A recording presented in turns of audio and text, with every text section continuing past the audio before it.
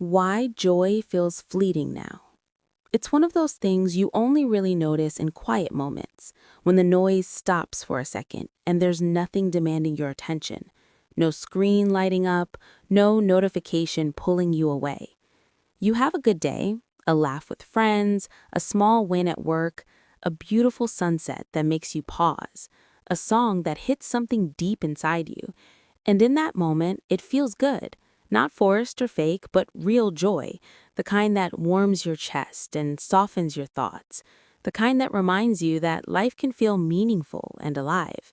But then it's gone, faster than it should be, the feeling fading almost as soon as the moment ends, with no lingering warmth, no slow afterglow that follows you into the next day.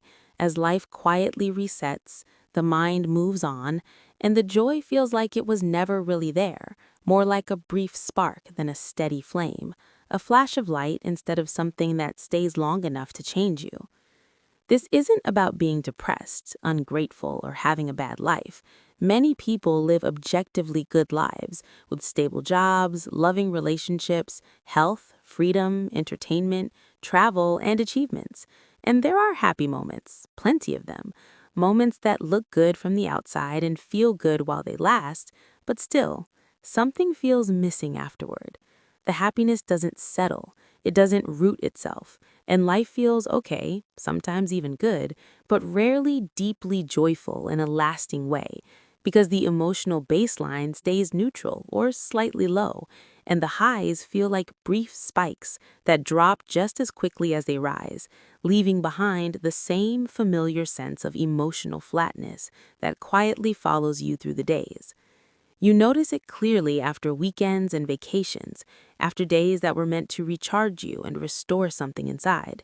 You had fun, you rested, you did things you enjoy, but Monday arrives and it's as if nothing carried over, with no residue of joy and no sense that anything truly shifted beneath the surface. The same thing happens after celebrations, birthdays, promotions, holidays, when the day itself feels full and bright, filled with smiles, laughter, and lightness, but the next morning, it's gone, back to normal, back to the same emotional ground level, as if joy never had enough time or space to sink in and become part of who you are. The pattern repeats in small moments too, often so small you barely notice it happening. A funny video makes you laugh out loud, a meal tastes incredible, a message from someone you care about lights up your phone, and the joy is real while it's happening, undeniable and sincere, but only minutes later it fades, the mind jumping ahead to the next thing, the baseline quietly returning, and nothing settling deeper. This wasn't always how joy felt. Earlier in life, especially in childhood, a good day could carry joy for days or even weeks, whether it was playing outside until sunset, going on a family trip, or getting lost in a favorite book. And that feeling didn't just pass through you, it stayed, layered itself into your sense of life, and gave joy a weight and richness that made everything feel fuller and more alive. Now joy feels light, disposable, and instant, like fast food for the soul, satisfying in the moment, but never nourishing long term. It comes from quick hits like likes, scrolls, purchases, binges, achievements, and endless content, easy to access and just as easy to lose, never building or deepening into something lasting. This shift didn't happen by accident, because the modern world slowly trained joy to be this way, surrounding the mind from the moment you wake up with constant stimulation and immediate rewards, from notifications waiting in the morning to screens at breakfast, audio during the commute, endless input at work, and infinite options during rest, leaving almost no empty space where feelings can settle and take root. In this environment, the brain adapts without you noticing. Tolerance rises quietly, and what once felt joyful starts to feel normal, then expected, and eventually insufficient. The bar keeps moving higher, demanding more intensity, more novelty, and more speed just to feel something familiar. Joy turns into something you chase instead of something you inhabit, and over time, consumption replaces presence so completely that stillness itself begins to feel uncomfortable, even threatening, as if silence exposes something you've been taught to avoid. Relationships feel this shift too. Time with people you love can still be joyful, but often only briefly when attention is divided, when phones pull focus, thoughts drift elsewhere, and conversations stay shallow and efficient. The deep connection that allows joy to linger, the kind that settles into the body and memory, becomes harder to reach, not because it's gone, but because it requires slowness, patience, vulnerability, and undivided presence, things that modern rhythm rarely allows and often quietly discourages. Achievements follow the same pattern. A win feels good, a purchase excites you, a milestone brings a rush of pride or relief, but the high collapses quickly because there's no pause to absorb it, no space to reflect, no moment to let it reshape how you feel about yourself or your life. The mind immediately moves forward, asking what's next, what's better, what comes after, turning progress into a treadmill where joy is always slightly behind you. Even simple pleasures struggle to stay joyful. Nature, music, food, silence. All of them offer the possibility of lasting joy, but the mind rarely stays long enough to receive it fully. Multitasking feels automatic. The urge to check or switch or scroll is constant, and joy can't linger when attention keeps slipping away. Presence becomes fragmented, and joy follows attention wherever it goes.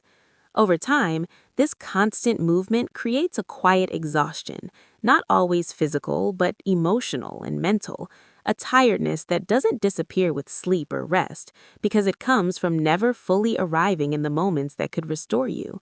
Days blur together, weeks pass quickly, and life starts to feel fast, yet strangely empty, busy, yet emotionally thin, as if you're always moving but rarely arriving anywhere that feels deeply satisfying. There's also something subtle happening beneath all of this. When joy becomes fleeting, time itself begins to feel different. Days move faster, weeks blur together, months pass before you realize they're gone. When moments don't fully land, they don't anchor themselves in memory, and without those anchors, life feels like it's slipping through your hands. You stay busy and occupied, but when you look back, it's hard to point to moments that feel solid and alive, because fleeting joy leaves little behind. This is why so many people feel a quiet nostalgia, even when nothing is technically missing. There's a vague longing for something unnamed, a sense that life used to feel fuller, slower, more meaningful, even if you can't clearly explain when or why.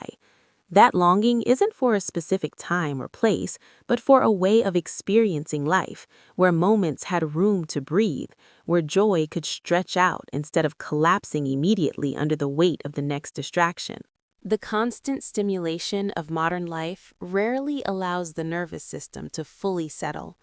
Even during rest, part of the mind stays alert, scanning, waiting, anticipating. True rest requires safety and stillness, and without rest, joy struggles to deepen. When the body and mind remain slightly tense, joy stays on the surface. It visits briefly, but it doesn't stay long enough to soften you from the inside. This is why silence feels uncomfortable now.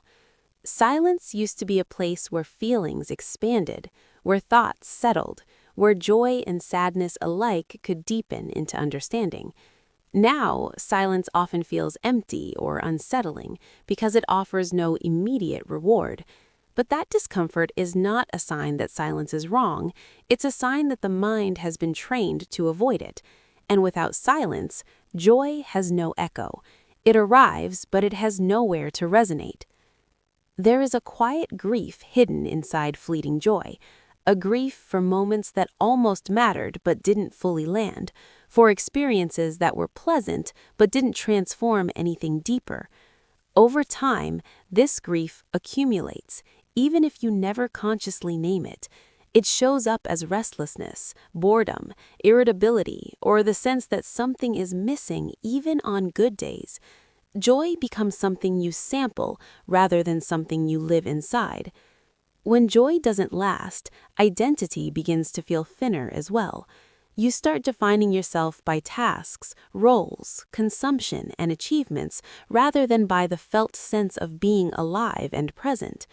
Without sustained joy, it's harder to feel rooted. Life becomes a sequence of responsibilities rather than an experience with depth and continuity. You keep moving, but you don't always feel connected to who you are while you're moving. This disconnection makes slowing down feel risky. Slowing down risks feeling the emptiness underneath the noise. It risks noticing how tired you really are. It risks confronting how much of life has been lived on the surface. So speed becomes a coping mechanism, distraction becomes protection, and joy remains brief because anything deeper threatens to open doors you've learned to keep closed. Yet lasting joy has never come from constant stimulation. It has always emerged from presence, meaning, connection, and integration. It grows when experiences are allowed to sink into the body and mind, when emotions are felt fully instead of quickly replaced, when memories form slowly. Lasting joy doesn't shout or demand attention. It settles quietly. It spreads gently. It raises the baseline without announcing itself. This is why the return of lasting joy often feels subtle at first. It doesn't arrive as excitement or intensity, but as calm, warmth, and a quiet sense of being okay without needing something else immediately. To a mind trained on quick hits, this can feel underwhelming at first, but over time, that calm becomes nourishment, stability, and depth. As space returns, memories begin forming differently. Moments gain weight again. A walk lingers in your body. A conversation stays with you. A quiet evening leaves a trace the next day. Joy begins to accumulate slowly, reliably, creating continuity instead of fragmentation, making life feel less rushed and more real. This reconnection also brings meaning.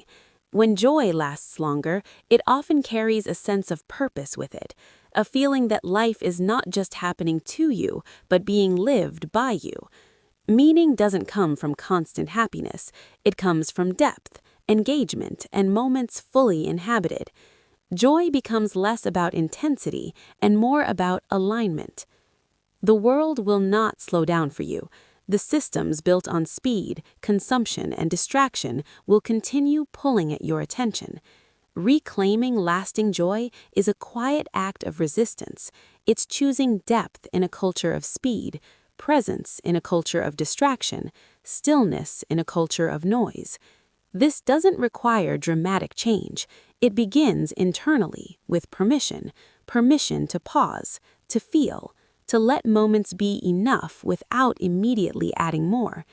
Each time you choose presence over distraction, you weaken the pattern that made joy fleeting in the first place. Over time, the fear of slowing down fades. Silence becomes familiar. Stillness feels safe. Joy becomes deeper, steadier, and more trustworthy. You stop chasing it because it begins meeting you where you are. Joy feels fleeting now because it has been rushed, compressed, and interrupted at every turn. But when interruption fades, joy remembers how to stay. It remembers how to spread through days instead of moments, how to soften life from the inside out. Joy was never meant to be consumed quickly and replaced. It was meant to be lived slowly and carried forward. And that way of living is still possible, still available, still waiting beneath the noise. All it asks is space, time, attention, and the courage to stay with a moment long enough for it to become something more.